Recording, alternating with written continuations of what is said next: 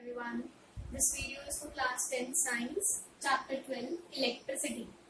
Earlier we have done what is potential difference, what is current. Current की unit होती है ampere and the device with which we measure current. वो device जिससे हम current measure करते हैं that is called as ammeter. Ammeter को इस ए सिंबल से प्रेजेंट करते हैं. इसका एक पॉजिटिव टर्मिनल होता है एंड एक नेगेटिव टर्मिनल होता है. आगे हम पढ़ेंगे ammeter is always connected in series. Then हमने पोटेंशियल डिफरेंस के बारे में पढ़ा था. Device with which we measure potential difference. वो डिवाइस जिससे हम पोटेंशियल डिफरेंस मेजर करते हैं that is called voltmeter. उसको क्या कहते हैं हम? voltmeter. करंट मेजर करने के डिवाइस को कहते हैं ammeter and potential difference measure करने के डिवाइस को कहते हैं हम वोल्टमीटर, जिसको हम V से प्रेजेंट करते हैं. इसका भी एक पॉजिटिव टर्मिनल होता है एंड एक नेगेटिव टर्मिनल होता है. Now electric circuit. Electric circuit एक क्लोज्ड पाथ होता है जिसमें हमने सारे इक्विपमेंट्स लगा दिए और उसको हम डायग्राम से जो प्रेजेंट करते हैं तो that is called as electric circuit. जैसे वायर्स को हम सिंपली लाइन से प्रेजेंट करते हैं. This is the symbol of cell. अगर ये एक है तो एक positive terminal, negative terminal, that is cell. And अगर बहुत सारे सेल्स का कलेक्शन होता है that is called as battery. This is switch. ये ऑफ पोजीशन होती है. अगर हम बीच में डॉट लगा देते हैं तो this is on position. Then कोई भी हमने ये डिवाइस लगाया, दिस इज कॉल्ड रेजिस्टेंस. इसके बारे में हम आगे पढ़ेंगे. दिस इज बल्ब एंड यहाँ पर हमने लगा दिया ammeter to measure the current. Minded, ये छोटे वाला नेगेटिव टर्मिनल होता है. एमीटर का नेगेटिव टर्मिनल और बैटरी का नेगेटिव टर्मिनल सेम कनेक्टेड होने चाहिए. ऐसे ही पॉजिटिव पॉजिटिव के साथ कनेक्टेड होना चाहिए. ऐसे ही कोई भी डिवाइस के पैरेलल में हम क्या लगाते हैं? वोल्टमीटर. उसका भी हमें ध्यान रखना है, पॉजिटिव पॉजिटिव से और नेगेटिव नेगेटिव से. ये पैरेलल कनेक्शन हमने लगाया है. तो इस तरीके का जो क्लोज पाथ बनता है, ये हमने कुछ मेन चीजों को यूज किया है. This is resistance, this is voltmeter, this is electric bulb, battery, key in on position, switched on, and ammeter. Ammeter इस तरीके से सीरीज में लगाते हैं. टर्मिनल्स का ध्यान रखेंगे. एंड जैसे आपको बताया गया था, इलेक्ट्रॉनिक करंट की डायरेक्शन होती है from positive terminal of the battery to the negative terminal. तो ये इलेक्ट्रिक सर्किट हमने शो किया है डायग्राम की हेल्प से. नाउ अब हम जो एक बहुत इंपॉर्टेंट चीज डिस्कस करेंगे that is ohms law. Now what is Ohm's law?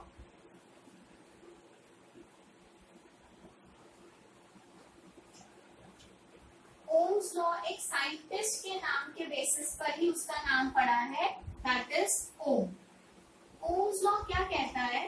That अगर हम एक गिवन कंडक्टर की बात करते हैं, for a given conductor potential difference is directly proportional to current, or simply we can say that current passing through a conductor is directly proportional to potential difference. अभी हम इसको डिटेल में समझते हैं कि क्या है. अभी जैसे हमने एक सर्किट बनाया था, कंडक्टर था. अगर हमने एक सेल लगाया,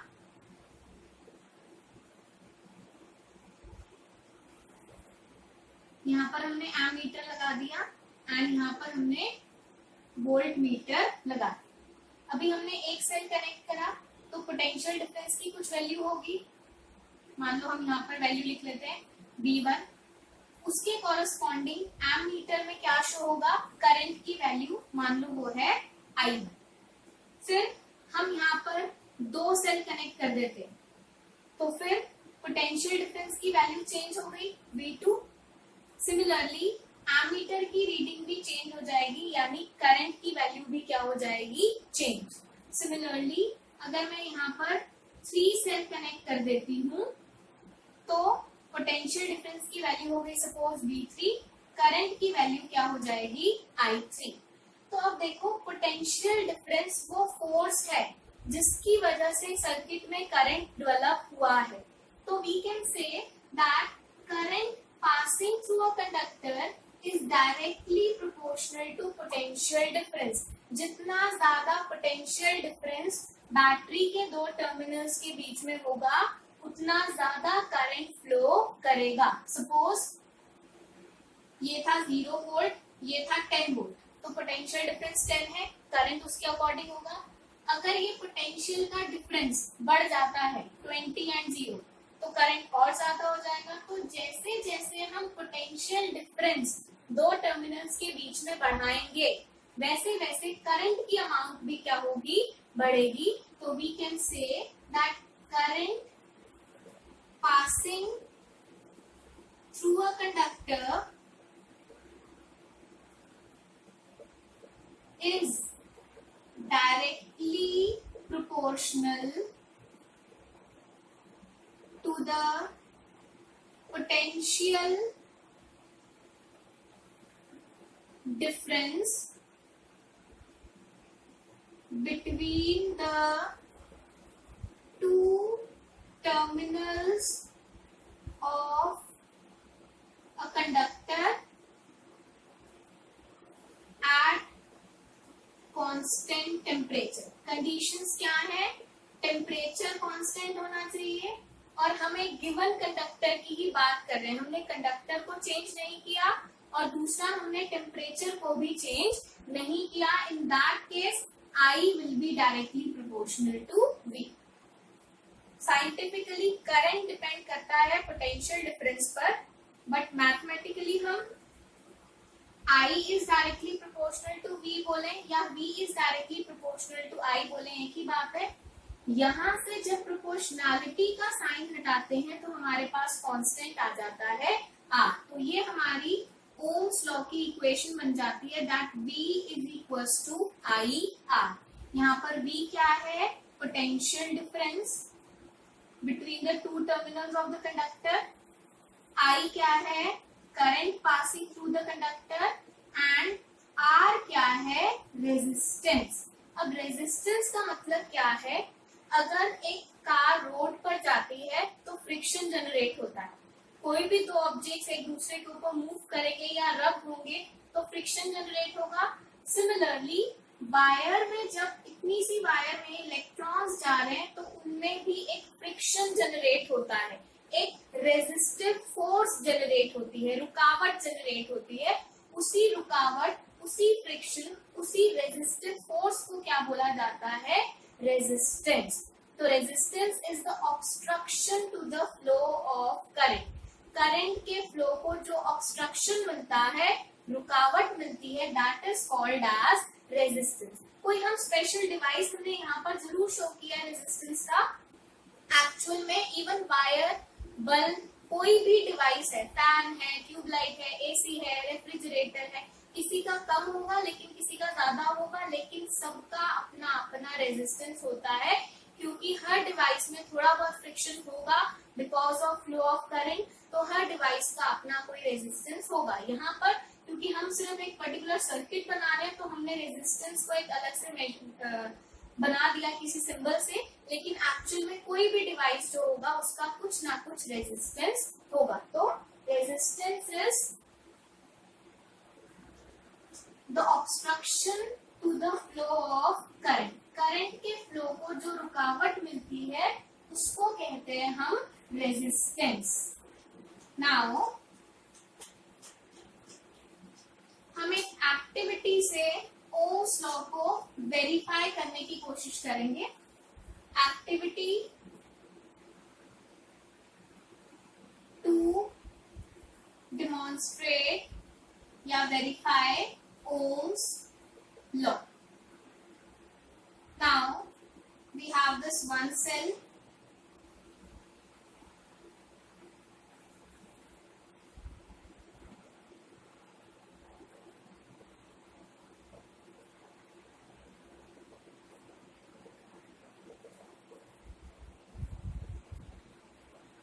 Here we have a wire say XY. इसके पैरेलल में हमने लगा दिया वोल्ट मीटर, यहाँ पर हमने लगा दी की, यहाँ हमने लगा दिया एक एमीटर. नाउ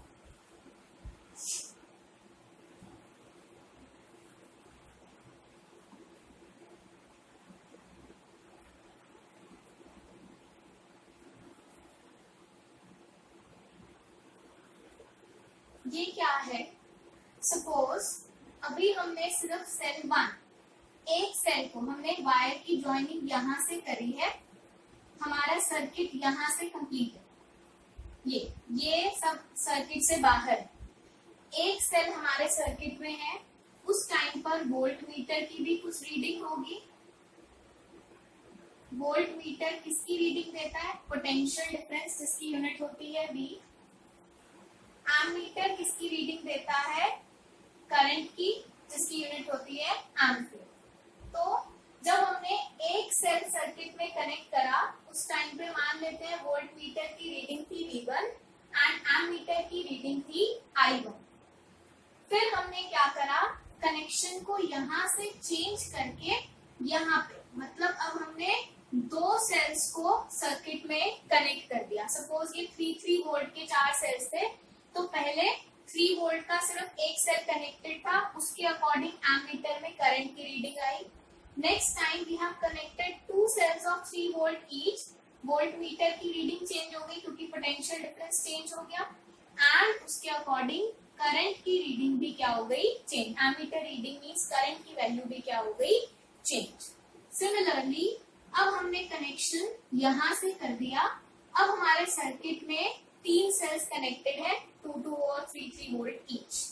फिर वोल्ट मीटर की रीडिंग V3, उसके अकॉर्डिंग करंट की वैल्यू चेंज हुई, इसलिए एमीटर की रीडिंग भी बदल गई I3. फिर हमने अपने सर्किट को यहाँ से कनेक्ट किया.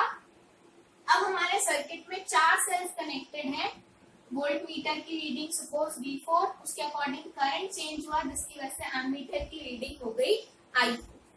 If we plot a graph, अगर मैं x एक्सिस पर I और y एक्सिस पर V को प्लॉट करती हूँ, तो हमारा ग्राफ कैसा आया, बिल्कुल स्ट्रेट लाइन. अगर ये सारी वैल्यूज को लेकर हमने V versus I graph plot किया, तो वो ग्राफ कैसा आया, स्ट्रेट लाइन, जिससे हमें कंफर्म हो गया, वेरीफाई हो गया that V is directly proportional to I.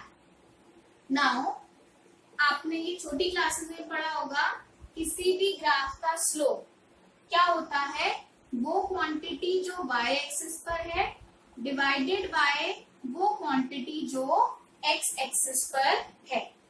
इस ग्राफ में y एक्सिस पर है V यानी पोटेंशियल डिफरेंस, x एक्सिस पर है I यानी करंट. तो V बाय I कितना होता है, R दैट इज रेजिस्टेंस. अभी हमने देखा था, फॉर्मूला आया था V is equal to IR. V by I किसके इक्वल हो गया, R. स्लोप क्या होता है, y एक्सिस वाली quantity divided by x axis. y axis पे है V, x एक्सिस पर है I. V बाय I किसके इक्वल होता है, R. So we can say that slope of VI graph gives us the resistance. VI graph के slope से हम रेजिस्टेंस फाइंड आउट कर सकते हैं. एग्जाम में कई बार वो क्वेश्चन किस तरीके से देते हैं, VI ग्राफ है 2 वायर्स का या 2 रेजिस्टर्स का, जिनका ग्राफ ऐसा आया है, आप बताओ किसका रेजिस्टेंस ज्यादा है. हमने देखा slope is directly proportional to resistance. अब आपको पता है इसका स्लोप, R1 का स्लोप ज्यादा है क्योंकि उसका एंगल x एक्सिस के साथ क्या आ रहा है, ज्यादा आ रहा है, ज्यादा स्लैंटिंग है. तो हमें इजीली देख सकते हैं कि R1 का स्लोप ज्यादा है, R2 का स्लोप क्या है, कम. अगर R1 का स्लोप ज्यादा है तो मतलब रेजिस्टेंस भी ज्यादा होगा एज कंपेयर टू R2. तो we can easily say that R1 is greater than R2. Sometime वो हमें एग्जाम में क्वेश्चंस इस तरीके से देंगे कंफ्यूज करने के लिए. y एक्सिस पर I and x एक्सिस पर V. I V graph. Now I V graph की पहली बात तो स्ट्रेट लाइन आएगी क्योंकि V is directly proportional to I and I is directly proportional to V। दोनों केसेस में डायरेक्टली प्रोपोर्शनल है तो graph will be a straight line. But this time हमें ये कॉन्सेप्ट याद रखना है कि स्लोप होता है y axis divided by x axis. अब y एक्सिस पे क्या है I, x एक्सिस पर क्या है V। I by V, V is equal to I R में अगर हम I बाय V निकालें तो क्या आएगा 1 by R। So slope of IV graph will be equal to 1 by R। कई बार एग्जाम में कंफ्यूज करने के लिए क्वेश्चन इस तरीके से आ जाता है, तो आपको ध्यान रखना है कि अगर VI ग्राफ है तो slope is equal to resistance, लेकिन अगर IV ग्राफ है तो slope is equal to 1 upon resistance. तब स्लोप क्या होगा 1 अपॉन रेजिस्टेंस। नाउ ऐसे केसेस में अगर हमारे को दो ग्राफ दे दिए जाएं तो अब इनवर्स रिलेशन है, जिसका स्लोप ज्यादा उसका रेजिस्टेंस कम, जिसका स्लोप कम उसका रेजिस्टेंस ज्यादा। So in that case we can say that R2 is greater than R1। इसका रेजिस्टेंस ज्यादा है as compare to R1 because अब slope is inversely proportional to resistance. Now one more thing, V is equal to IR। हमने पढ़ा R क्या होता है resistance. What is resistance? It is the obstruction to the flow of current। Current या charge को जो obstruction मिल रहा है that is called as resistance। Resistance की यूनिट क्या होती है? Unit of resistance is ohm, OHM, and इसको हम इस तरीके से एक सिंबल से प्रेजेंट करते हैं ohm. Now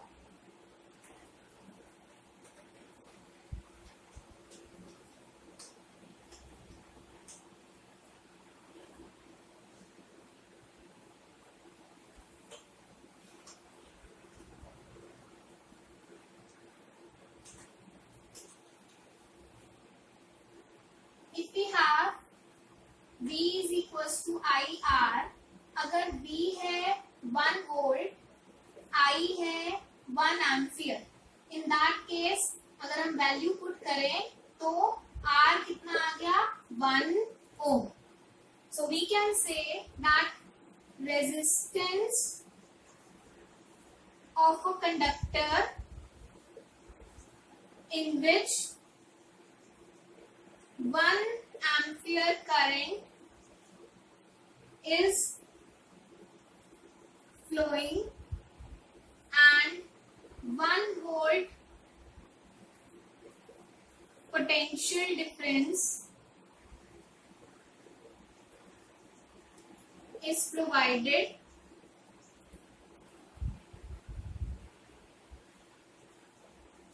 resistance of a conductor is 1 ohm। ऐसे कंडक्टर का रेजिस्टेंस कितना होगा 1 ओम, जिसका पोटेंशियल डिफरेंस कितना है 1 वोल्ट एंड करंट भी कितना है 1 एम्पियर। मींस जब 1 एम्पियर करंट एक ऐसे सर्किट में फ्लो कर रहा है जिसमें पोटेंशियल डिफरेंस 1 वोल्ट है, तब उसका रेजिस्टेंस कितना आएगा 1 ओम। एक ऐसा कंडक्टर जिसका रेजिस्टेंस 1 ओम है उसको बोलते हैं हम ओमिक कंडक्टर। एक ऐसा कंडक्टर जिसका रेजिस्टेंस 1 ओम है that is called as ohmic conductor. यहाँ तक अच्छे से रिवाइज करिए, कोई डाउट्स है तो मेरे से पूछिए, बाकी के टॉपिक्स हम नेक्स्ट वीडियो में करेंगे।